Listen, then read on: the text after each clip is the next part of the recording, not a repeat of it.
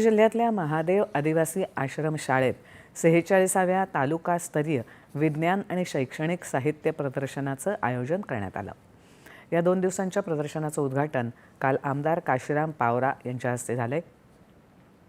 विद्यार्थ्यांमध्ये वैज्ञानिक दृष्टिकोन विकसित करण्यासाठी विज्ञान फक्त पाठ्यपुस्तकापुरतं न ठेवता प्रत्यक्ष प्रयोगांच्या माध्यमातून समजावून सांगणं गरजेचं आहे, असं धुळे जिल्हा परिषदेचे माजी अध्यक्ष डॉक्टर तुषार रंधे यांनी सांगितलं।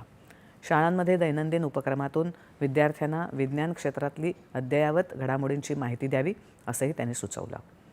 या प्रदर्शनात शाश्वत शेती, कचरा व्यवस्थापन, हरित ऊर्जा, आरोग्य, स्वच्छता, जलसंवर्धन अशा विषयांवरच्या 185 प्रयोग मांडण्यात आले असून तालुक्यातील विविध शाळांमधील सुमारे 500 विद्यार्थ्यांनी यात सहभाग घेतलाय।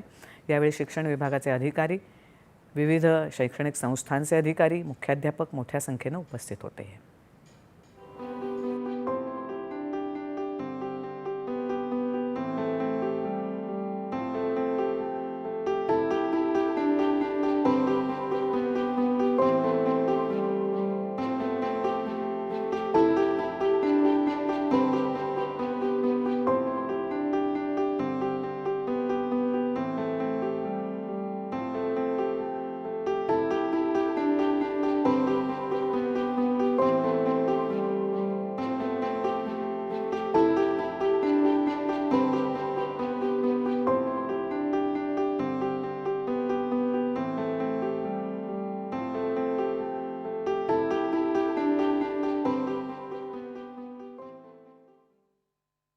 विज्ञान मुलांमध्ये रुजावं।